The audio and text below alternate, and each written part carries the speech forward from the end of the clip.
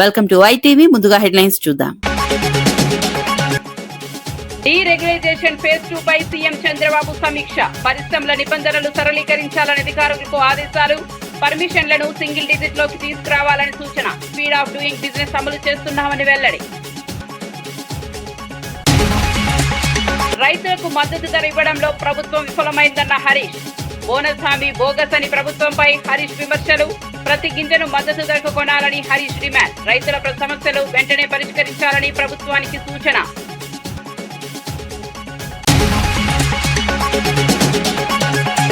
మహిళలపై కాంగ్రెస్ మాట్లాడలేదని రామచంద్రరావు విమర్శ. మహిళా రిజర్వేషన్ల కోసం బీజేపీ కృషి చేస్తోందని వ్యాఖ్య. రైతు ఆత్మహత్యలపై కాంగ్రెస్ స్పందించడం లేదని ఆరోపణ. మహిళా సాధికారతతో కాంగ్రెస్ విఫలమైందని విమర్శ. న్యాయవాదికి ఆల్కహాల్ టెస్ట్ ఘటనపై సీఏ వివరణ. మద్యం సేవించి వచ్చాడని అనుమానంతో పరీక్ష చేశామని వ్యాఖ్య. టెస్ట్ రీడింగ్ రావడంతో చర్యలు తీసుకున్నామని వెల్లడి. పోలీసులు విధి నిర్వహణలో భాగంగా వ్యవహరించారని స్పష్టం.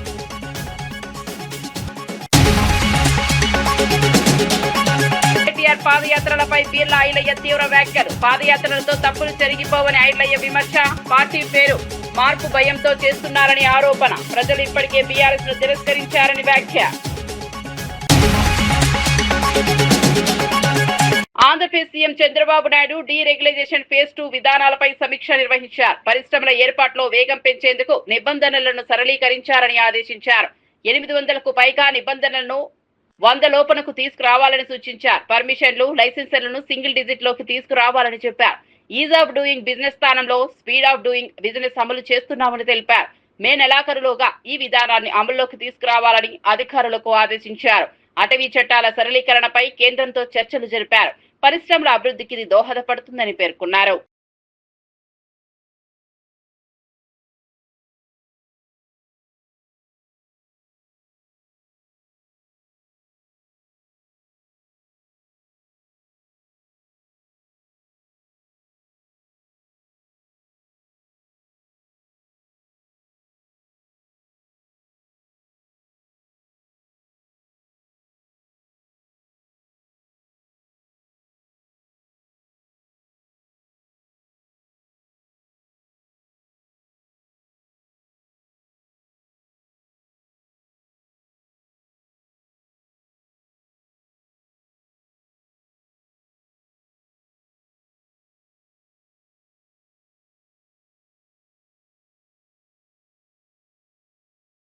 ఇక వార్త వివరాల్లోకి వెళ్తే మాజీ మంత్రి హరీష్ రావు ప్రభుత్వంపై తీవ్ర విమర్శలు చేశారు. రైతాంగానికి కనీస మద్దతు ధర పంటలు కొనుగోలు చేయడంలో ప్రభుత్వం విఫలమైందని ఆరోపించారు. ఎన్నికల ముందు ఇచ్చిన బోనస్ హామీ పూర్తిగా బోగస్ అని పేర్కొన్నారు.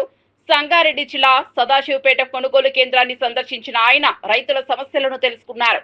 పండిన ప్రతి గింజను మద్దతు ధరకు కొనాలని డిమాండ్ చేశారు. రైతులు తీవ్ర ఇబ్బందులు పడుతున్నారని ప్రభుత్వం వెంటనే చర్యలు తీసుకోవాలని సూచించారు. రైతు సంక్షేమంపై నిర్లక్ష్యం వహిస్తే తీవ్రంగా ఎదురు తీరుతామని హెచ్చరించారు. ఏంది ఎట్లా అర్థం చేసుకోవాలి? ఆనాడు పెద్ద పెద్ద మాటలు మాట్లాడిండ్రు. ఏం పేరే? మల్లేశం అనే రైతు చెప్తుండు, సార్ 11 గంటలు 10 గంటలే కరెంట్ వస్తుంది, సాయంత్రం 4కి పోతే పొద్దుగాల 6కి కరెంట్ వస్తుందని. ఇవాళ మల్లేశం రైతు పొద్దున 8కి వస్తుంది, పొద్దున 8కి కరెంట్ వస్తుందని మల్లేశం అనే రైతు కూడా ఇవాళ చెప్తా ఉన్నాడు. అంటే కరెంటు ఇయ్యరు, రైతు బంధు వేయరు, బోనస్ ఇయ్యరు, కనీసం పండిన పంటను మద్దతు ధరకు కూడా కొనకపోతే నీదే ప్రభుత్వము? నువ్వు కాంట్రాక్టర్లకు, బినామీల కోసమో, మధ్య దళారుల కోసమో, బ్రోకర్ల కోసమో, ప్రైవేట్ పైరవీకారుల కోసం ఉందా నీ ప్రభుత్వం? రైతుల కోసం ఉందా? రైతులంటే ఎందుకంత చిన్న చూపు? సో ఇప్పటికైనా స్పందించండి. ముఖ్యమంత్రి గారు ఒక రివ్యూ చేసి జొన్నల కొనుగోలు కేంద్రాలు ప్రారంభించండి. మధ్యలో ఆగిపోయిన శనగలు మళ్లీ కొనే విధంగా తక్షణమే ఉత్తర్వులు ఇవ్వండి. అదేవిధంగా కందులు గాని సన్ఫ్లవర్ పంట కూడా పూర్తిగా కొనే విధంగా ప్రభుత్వం ఆదేశాలు ఇవ్వండి. అదేవిధంగా వడ్ల కొనుగోలు కేంద్రాలు కూడా రాష్ట్ర వ్యాప్తంగా తక్షణమే ప్రారంభించాలని, ఈ యాసంగిలో సన్న వడ్లకు కూడా బోనస్ అందించాలని, పోయిన యాసంగి సన్న వడ్ల బోనస్ వెంటనే విడుదల చేయాలని చెప్పి డిమాండ్ చేస్తున్నారు. ప్రభుత్వ బీర్లా ఐలయ్య కేటీఆర్ పై ఘాటు వ్యాఖ్యలు చేశారు. ఎన్ని పాదయాత్రలు చేసినా కేటీఆర్ చేసిన తప్పులు జరిగిపోవని అన్నారు. పాదయాత్రలతో కేవలం కాళ్ల నొప్పులే వస్తాయని ఎద్దేవా చేశారు. గంగలో మునిగి గోదావరిలో తేలినా చేసిన పాపాలు పోవని విమర్శించారు. కవిత పార్టీ పెడుతుందనే భయంతోనే బీఆర్ఎస్ పేరు మారుస్తున్నారని ఆరోపించారు. ప్రజలు ఇప్పటికే ఆ పార్టీని తిరస్కరించారని పేర్కొన్నారు. కేటీఆర్ గారు మీరు పాదయాత్ర చేస్తే మీకు వచ్చేది మోకాలు నొప్పులే. తెలంగాణను నువ్వు, మీ నాయన, మీ బావ మీరందరూ కలిసి దాచుకొని మిగులు బడ్జెట్లో తెలంగాణను అప్పుల తెలంగాణ చేసింది కాబట్టి తెలంగాణలో ప్రజలు మార్పు కోరుకున్నారు. మీరు ఎన్ని తప్పులు చేసిరు, ఎన్ని అప్పులు చేసిరు, ఇలా తెలంగాణ ప్రజలు గమనించే తెలంగాణలో మార్పు కోరుకున్నారు. మరి కేటీఆర్ గారు నేను పాదయాత్ర చేస్తాను, నువ్వు మీ అయ్యా మీ బావ చేసిన పాపానికి గంగలో మునిగి గోదావరి జరిగిన మీ పాపాలు ఇలా కడిగేటి కావు. తెలంగాణ ప్రజలు మొత్తం విధ్వంసం చేసిన మీరు ఇలా సన్నాయి నొక్కులు నొక్కి మేము టీఆర్ఎస్ చేసేది లేకుండే మళ్ళీ మేము టీఆర్ఎస్ గా పెట్టుకుంటామని అంటుండ్రు కేటీఆర్. మరి మీ అక్క ఇలా తెలంగాణలో టీఆర్ఎస్ పెడతానందుకు భయపడి మళ్ళీ టీఆర్ఎస్ పెడతా అనుకుంటున్నావా?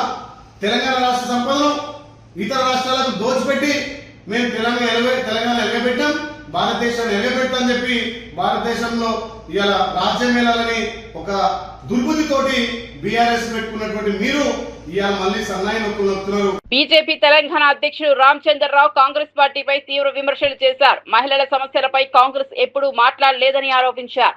మహిళలకు 33% రిజర్వేషన్లు కల్పించేందుకు బీజేపీ కృషి చేస్తోందని తెలిపారు.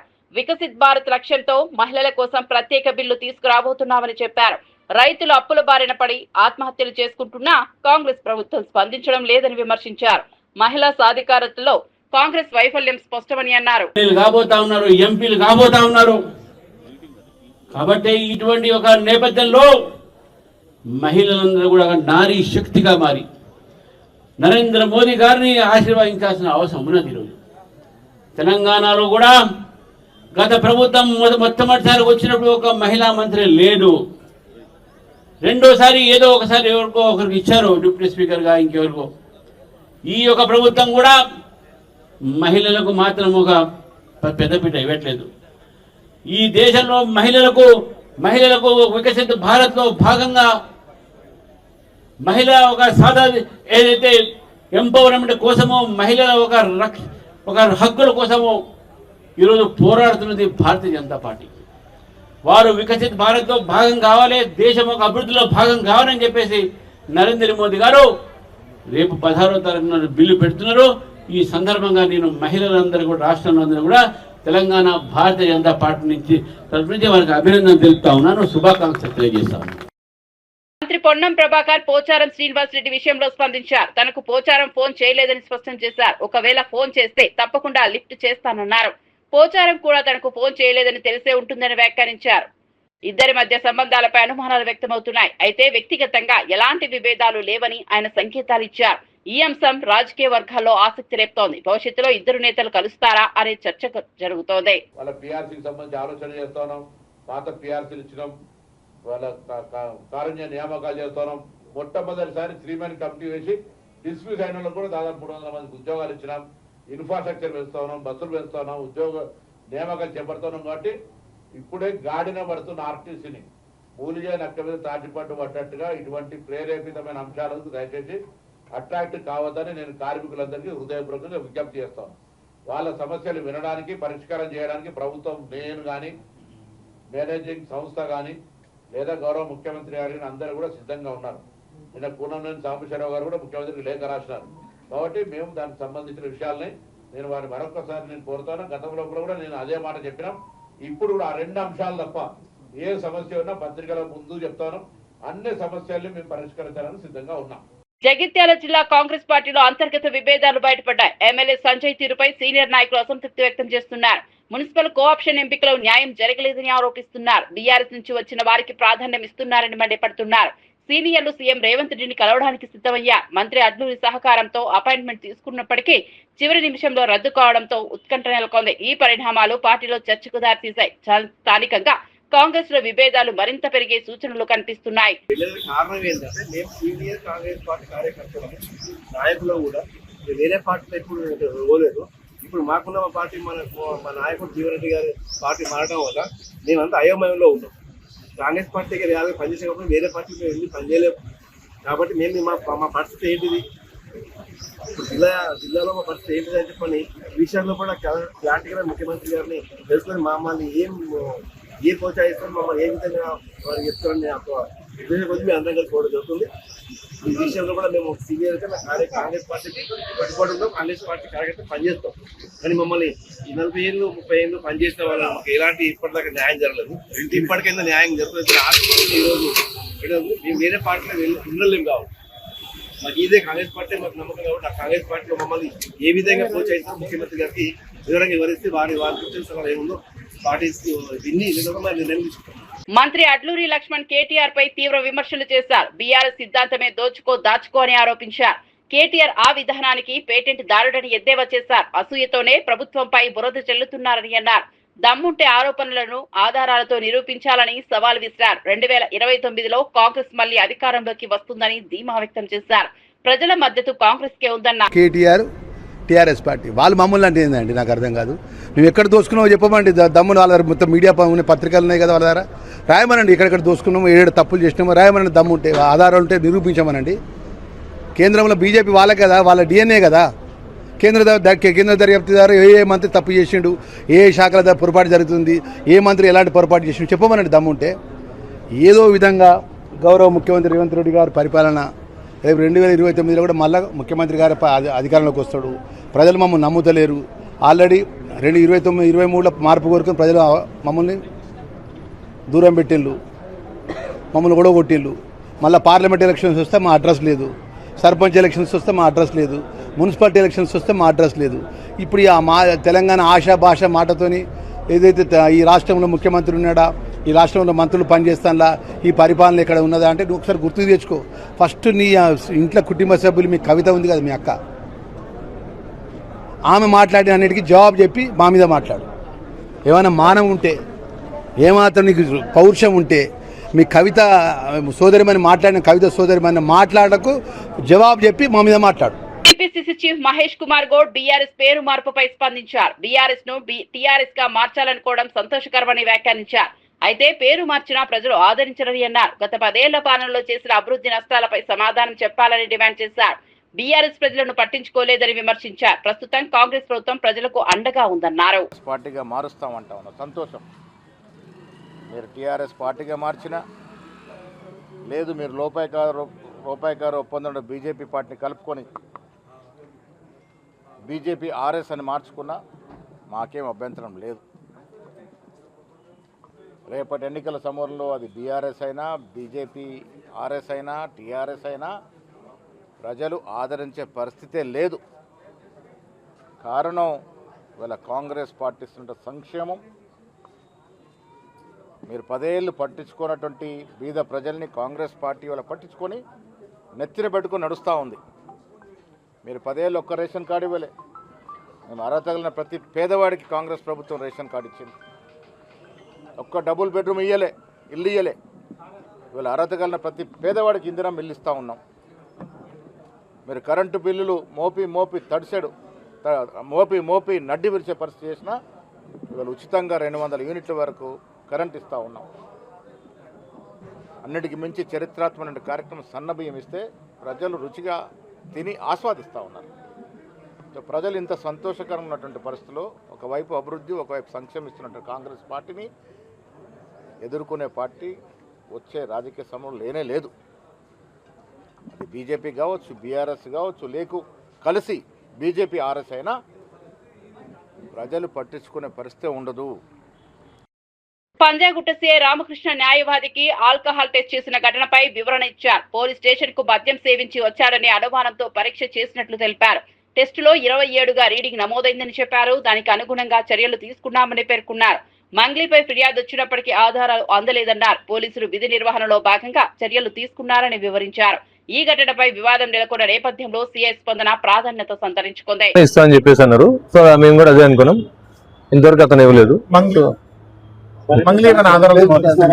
మంగ్లీ ఇచ్చిన కంప్లైంట్ ఇచ్చారు. కంప్లైంట్ ఇచ్చిన తర్వాత దాని మీద మేము లీగల్ ఒపీనియన్ తీసుకొని ఏ విధంగా ప్రొసీడ్ కావాలని చెప్పేసి వెయిట్ చేస్తున్నాం. సుబ్బారావు ఆరోపణలకు సంబంధించి ఆర్థిక లావాదేవీలకు సంబంధించిన అంశం మాత్రం పంజాగుట్ట పోలీస్ స్టేషన్ తో ఎలాంటి సంబంధం లేదా? లేదు, పంజాగుట్ట పోలీస్ స్టేషన్ ఆ మైక్రో ఫైనాన్స్ సంబంధించిన దాంట్లో పెట్టుబడి పెట్టిన విషయాలు కానీ మాకు ఎటువంటి ఫిర్యాదు రావడం కానీ ఆ పరిధి కూడా మా దాంట్లో రాలేదు. ఒకవేళ మాకు కనుక కంప్లైంట్ కానీ ఇస్తే కన్సర్న్ పోలీస్ స్టేషన్ మేము దాన్ని ఫార్వర్డ్ చేయడం జరుగుతుంది. అన్ని కావాలని అడిగారు సార్. మీరు సుబ్బు ఫిర్యాదు మీద ఎలాంటి చర్యలు తీసుకున్నారు, మంగళి ఫిర్యాదు మీద ఎలాంటి చర్యలు తీసుకున్నారు? ఇప్పటి వరకు జరిగింది ఏంటి? ఎవరైనా ఎవిడెన్స్ సమర్పించారా? సుబ్బారావు గారు 6 రోజుల క్రితం మాకు పోలీస్ స్టేషన్ లో కంప్లైంట్ ఇవ్వడం జరిగింది. కొంతమంది వ్యక్తులు అతన్ని బెదిరించారని చెప్పి, మధు తదితరులు బెదిరించారని చెప్పి, దాంట్లో మంగ్లీ అని చెప్పేసి ఒక సెలబ్రిటీ వాళ్ళ తమ్ముడు ఉన్నారని చెప్పేసి దాంట్లో పర్టికులర్ గా ఆయన మెన్షన్ చేశారు. దాంట్లో బెదిరించారు, తర్వాత మమ్మల్ని తిట్టారని చెప్పేసి ఆయన కంప్లైంట్ ఇచ్చారు. ఆ కంప్లైంట్ అనేది నాన్ కాగ్నిజబుల్ ఇంగ్రీడియంట్స్ ఉండడం వల్ల మేము కోర్టు పర్మిషన్ తీసుకుని దాంట్లో కేసు రిజిస్ట్రేషన్ చేయడం జరిగింది. సో ఇప్పటి వరకు కేసు రిజిస్ట్రేషన్ అయిన తర్వాత ఇంతవరకు మాకు ఎటువంటి ఆధారాలు సమర్పించలేదు. దాంట్లో ఎవరెవరు ఆయన బెదిరించిన టైంలో ఉన్నటువంటి సాక్షులు కూడా ఎవరిని ప్రొడ్యూస్ చేయలేదు. దానికి సంబంధించి మేము కూడా మార్నింగ్ నుంచి కాల్ చేసాం. ఫోన్ కాల్స్ కి అతను స్పందించలేదు. కాకపోతే నిన్న మంగ్లీ గారు నిన్న వచ్చి కంప్లైంట్ ఇవ్వడం జరిగింది. సత్యావతి మంగ్లీ ఆ కంప్లైంట్ ఇచ్చిన దాని ప్రకారం కూడా మేము కంప్లైంట్ తీసుకొని దాని మీద లీగల్ ఒపీనియన్ కోసం పెట్టామది. సాటర్డే అంగన్వాడీ ఫోన్ల కొనుగోలు వ్యవహారంపై ప్రభుత్వ వర్గాల్లో చర్చలు ప్రారంభమయ్యాయి. ఈ అంశంలో అనవసరంగా ఇరుక్కుపోయావా అనే సందేహాలు వ్యక్తమవుతున్నాయి. సీఎం రేవంత్ రెడ్డికి దగ్గరగా ఉన్న వ్యక్తిని కాపాడేందుకు ఓవర్ రియాక్షన్ జరిగిందనే అభిప్రాయాలు వినిపిస్తున్నాయి. ఫోన్ కాంటాక్టర్ల విషయంలో పలు అనుమానాలు వ్యక్తమవుతున్నాయి. పోలీస్ శాఖలు ఉపయోగించి వ్యవహారాన్ని ప్రభావితం చేశారనే ఆరోపణలు కూడా వినిపిస్తున్నాయి. ఈ వివాదం రాజకీయంగా వేడెక్కుతోంది. ప్రతిపక్షాలు తీవ్రంగా విమర్శలు చేస్తున్నాయి. ప్రభుత్వం నుంచి స్పష్టత కోసం డిమాండ్లు పెరుగుతున్నాయి. రాష్ట్రంలో లేకుంటే ఏ పర్యటనలు పోయినా ఎవరైతే ఒక వ్యక్తి ఉన్నాడో ఆ వ్యక్తే ఈ కాంట్రాక్టును సీతక్క గారి దగ్గర తీసుకుపోయి ఇదంతా చేసిరు కావచ్చని మాకు సమాచారం ఉన్నది. ఆ పేరు బయట పెట్టేసేయండి, అయిపోతుంది. విచారణ చేస్తే తేలిపోతుంది కదా, మాది తప్పుందా మీది తప్పుందా, మా ఆరోపణల్లో తప్పుందా అని. మంత్రి సీతక్క బీఆర్ఎస్ పై తీవ్ర స్థాయిలో స్పందించారు. సోషల్ మీడియాలో తనపై తప్పుడు ఆరోపణలు చేస్తున్నారని మండిపడ్డారు. బీఆర్ఎస్ అనుబంధ హ్యాండిల్స్ ప్రచారం చేస్తున్న కథనాలపై కేటీఆర్ స్పందించాలని డిమాండ్ చేశారు. ఈ మేరకు ఆయనకు నోటీసులు పంపినట్లు తెలిపారు. కేంద్ర ప్రభుత్వం మార్గదర్శకాల ప్రకారమే అంగన్వాడీలకు ఫోన్లు ఇచ్చామని స్పష్టం చేశారు. అసెంబ్లీలో కేటీఆర్ ను టార్గెట్ చేసినందుకే తనపై తప్పుడు ప్రచారం జరుగుతోందని ఆరోపించారు. నిజాలను వక్రీకరించేందుకు ప్రయత్నిస్తున్నారని అన్నారు. దానికి బాధ్యులు పార్టీ అధినేతగా కేసీఆర్ గారు ఉన్నారు కాబట్టి వారు జవాబు చెప్పాలనే ఉద్దేశం తప్ప వారిని పర్సనల్ గా టార్గెట్ చేయాల్సిన అవసరం లేదు. వారి గురించి నేను ఎప్పుడు చిల్లరగా కూడా మాట్లాడలేదు. సైడ్ మీటింగ్ పబ్లిక్ 38,000 మంది అంగన్వాడీలకు సంబంధించినటువంటి ఫోన్లు మీటింగ్లు పెట్టి ఇస్తున్నాం. వాళ్ళ ఎమ్మెల్యేలు కూడా కరీంనగర్ లాంటి చోట్ల పాల్గొని వాళ్ళు కూడా పంచడం జరిగింది. నీకేమైనా డౌట్స్ ఉంటే నువ్వు నివృత్తి చేసుకో, కానీ బట్టగాల్సి మీదేస్తాం మీరు తుడుచుకోండి అంటే అది తప్పు. అందుకనే నేను చిత్తశుద్ధితో అందులో వాస్తవం లేదు కాబట్టి, వాళ్ళు చేసిన ఆరోపణలో వాస్తవం లేదు కాబట్టి ఇవ్వడం జరిగింది. గతంలో కూడా ఇలాగే నా మీద తప్పుడు ఆరోపణలు చేస్తే గతంలో కూడా బీఆర్ఎస్ పార్టీ సెల్ కు అంటే ఆ పార్టీకి అధినేతగా కేసీఆర్ గారు ఉన్నారు కాబట్టి వారికి ఆనాడు నోటీస్ ఇవ్వడం జరిగింది. ఈ రోజు కూడా ఇవ్వడం జరిగింది. ఒక తప్పును 10 సార్లు చెప్పడం మూలంగా నిజమైతే అనుకుంటున్నారు. 44,42 లక్షల టెండరు. అది టీజీటీఎస్ కు టెక్నికల్ గా సెల్ ఫోన్ ఏముండాలి ఎట్లుండాలనేది వాళ్ళు చూసుకొని దానికి ఒక ఎక్స్పర్ట్ కమిటీ ఉంది, 5 మెన్ కమిటీ ఉంది. ఆ కమిటీ చేసినటువంటి సెలెక్షన్ ప్రకారమే ఆ టెండర్ ప్రాసెస్ జరిగింది. అక్కడ సీతక్క కూర్చోలే, సీతక్క సెలెక్షన్ చేయలే. కాబట్టి సీతక్క ఇవాళ మీరు చూడండి, అసెంబ్లీలో కేటీఆర్ గారిని నువ్వు తప్పు మాట్లాడుతున్నావు అన్న 3 గంటల నుంచి నా మీద ఈ ఆరోపణలు స్టార్ట్ చేశారు. ఆ తర్వాత బయటకు మళ్ళీ అదే అంటే మేము ఆల్రెడీ చెప్పడం జరిగింది. అది 55 కోట్లు కాదు, 44 కోట్లు మాకు కేంద్ర ప్రభుత్వం ఇచ్చింది. 11,800 రూపాయల లోపు 4G to 5 వరకు మీరు కొనుక్కోవచ్చు అని స్పెసిఫికేషన్స్ కూడా చాలా అంగన్వాడీలో వేరే ఉంటాయి. మనం కొనే మామూలు ఫోన్ లాగా ఉండదు. దాంట్లో అక్కడ పిల్లల గ్రోత్, వెయిట్ ఇవన్నీ కూడా చూసేది ఉంటుంది. కాబట్టి వాళ్ళు ఇచ్చిన గైడ్ లైన్స్ ప్రకారం కొనడం జరిగింది. కానీ వాళ్ళు 14,500 కొన్నారని ఒకసారి, 54,000 ఒకసారి, ఇట్లా తప్పుడు ప్రచారం చేసి ఏం సాధిస్తారు? అందుకని కేసీఆర్ గారు స్పందించాలని నేను కేసీఆర్ గారికి, అది కూడా బీఆర్ఎస్ పార్టీ నుంచి అఫీషియల్ హ్యాండ్. వ్యక్తులు చాలా మంది మురుగుతున్నారు తప్పుడు ప్రచారం. కేవలం నేను అసెంబ్లీలో గట్టిగా మాట్లాడినా, నిలదీసిన, మరి వాస్తవాలతో ప్రజెంటేషన్ చేసిన అనేక సబ్జెక్టుల మీద, కాబట్టి నన్ను టార్గెట్ చేశారు. వై సతీష్ రెడ్డి అంగన్వాడీ ఫోన్ల కొనుగోలు వ్యవహారంపై ఓపెన్ ఛాలెంజ్ విసిరారు. ప్రభుత్వం ఇచ్చిన Samsung A06 4G phone market ధర సుమారు 7,000 రూపాయలేనని పేర్కొన్నారు. అయితే ప్రభుత్వం 11,650 రూపాయలకు కొనుగోలు చేసిందని ప్రశ్నించారు. అదే ధరకు ఇతర రాష్ట్రాల్లో 5G ఫోన్లు ఇస్తున్నారని విమర్శించారు. మిగతా డబ్బులు ఎక్కడికి వెళ్తున్నాయో ప్రభుత్వం స్పష్టత ఇవ్వాలని డిమాండ్ చేశారు. ఈ అంశంపై పారదర్శక విచారణ జరపాలని కోరారు. ఎంతకు వస్తుందో మొబైల్ షాప్ పోయి తెలుసుకుందాం, అక్కడనే అడుగుదాం. మీరెంతకు కొన్నారు, ఆ మొబైల్ షాప్లో ఎంతకు అమ్ముతారు? ఓపెన్గా మొబైల్ షాప్లో 7,000 నుంచి 8,000కు వచ్చే ఫోన్ని మీరు 11,650 రూపాయలకు కొన్నామని మీరే చెప్పారు. అంత వ్యత్యాసం ఎందుకున్నది? ఆ డబ్బులు ఎటు పోతున్నాయి? ఒక పక్క 54 కోట్లతో టెండర్ వేసి 14,000 అని చెప్పుకుంటూ మీరు 11,650 అని చెప్తారు. ఇంకా మేము పక్క రాష్ట్రాల కంటే 150 రూపాయలు మిగిలిచ్చినాం మన రాష్ట్రానికి అని చెప్తున్నారు. కానీ పక్క రాష్ట్రాలు ఆంధ్రప్రదేశ్ అయినా, గుజరాత్ అయినా, త్రిపుర అయినా, ఈరోజు పంజాబ్ అయినా అన్ని రాష్ట్రాలు కూడా 5G మొబైల్స్ ఇస్తున్నాయి. మీరెందుకు 4G మొబైల్ ఇవ్వాల్సి వచ్చింది? మీరు చెప్పిన ప్రైస్లోనే అక్కడ 5G మొబైల్స్ ఇస్తుంటే ఎట్లా 4G మొబైల్స్ ఇస్తారు? దీని మీద మేము ప్రశ్నిస్తుంటే మా మీద కేసులు, మా కృషాంక్ గారి మీద కేసు పెట్టారు. మా సోషల్ మీడియా మిత్రులని చెప్పుతో కొడతా అంటారు. అట్లే మా గౌరవ అధ్యక్షులు కేసీఆర్ గారిని ఒక లీగల్ నోటీస్ పంపించారు. ఇట్లా లీగల్ నోటీసులు పంపాలి, కేసులు పెట్టాలి, చెప్పులతో కొట్టాలంటే ఎక్కడో తెలంగాణ 35 లక్షల ఎకరాల్లో వరిధాన్యం పండే తెలంగాణని 1 కోటి ఎకరాలలో వరిధాన్యం పండించే తెలంగాణగా తయారు చేసి దానికి ప్రధాన కారణమైన కాళేశ్వరం ఇప్పటికీ. ఎమ్మెల్యే ప్రత్తిపాటి పుల్లారావు నీటి భద్రతపై కీలక వ్యాఖ్యలు చేశారు. మన భవిష్యత్తు పూర్తిగా నీటి భద్రతపై ఆధారపడి ఉందన్నారు. పల్నాడు జిల్లా నాదెండ్ల ఎంపీడీఓ కార్యాలయంలో జరిగిన కార్యక్రమంలో పాల్గొన్నారు. సాగునీటి సంఘాల బాధ్యతలపై అవగాహన కల్పించారు. నియోజకవర్గంలోని 31 డ్రాపులను ఆధునీకరించి షట్టర్లు నిర్మించనున్నట్లు తెలిపారు.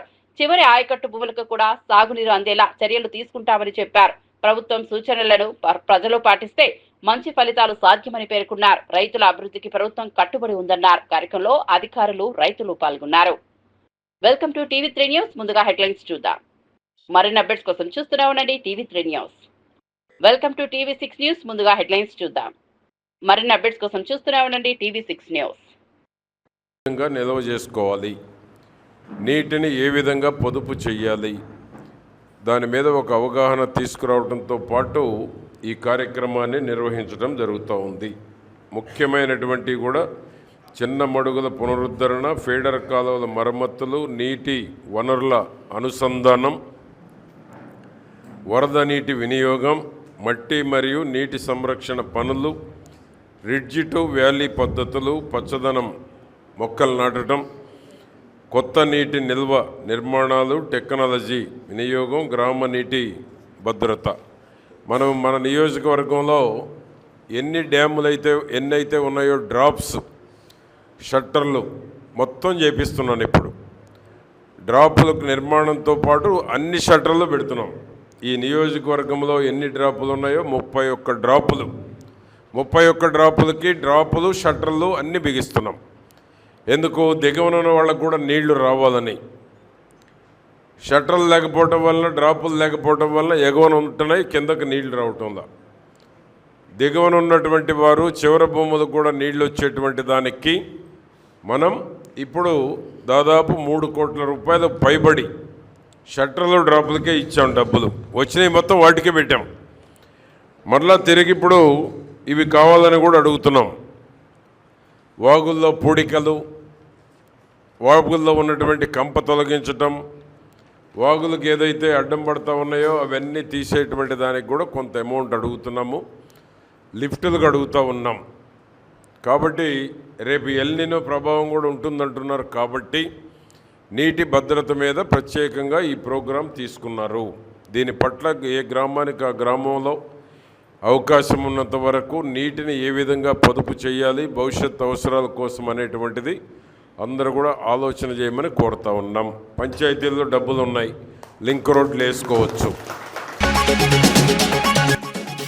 డీరెగ్యులైజేషన్ ఫేజ్ 2 పై సీఎం చంద్రబాబు సమీక్ష. పరిశ్రమల నిబంధనలు సరళీకరించాలని అధికారులకు ఆదేశాలు. పర్మిషన్లను సింగిల్ డిజిట్ లోకి తీసుకురావాలని సూచన. స్పీడ్ ఆఫ్ డూయింగ్ బిజినెస్ అమలు చేస్తున్నామని వెల్లడి. రైతులకు మద్దతు ధర ఇవ్వడంలో ప్రభుత్వం విఫలమైందన్న హరీష్. బోనస్ హామీ బోగస్ అని ప్రభుత్వంపై హరీష్ విమర్శలు.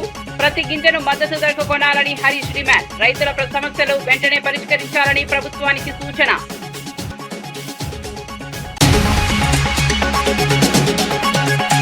మహిళలపై కాంగ్రెస్ మాట్లాడలేదని రామచంద్రరావు విమర్శ. మహిళా రిజర్వేషన్ల కోసం బీజేపీ కృషి చేస్తోందని వ్యాఖ్య. రైతు ఆత్మహత్యలపై కాంగ్రెస్ స్పందించడం లేదని ఆరోపణ. మహిళా సాధికారతతో కాంగ్రెస్ విఫలమైందని విమర్శ. న్యాయవాదికి ఆల్కహాల్ టెస్ట్ ఘటనపై సీఏ వివరణ. మద్యం సేవించి వచ్చాడని అనుమానంతో పరీక్ష చేశామని వ్యాఖ్య. టెస్ట్ రీడింగ్ రావడంతో చర్యలు తీసుకున్నామని వెల్లడి. పోలీసులు విధి నిర్వహణలో భాగంగా వ్యవహరించారని స్పష్టం.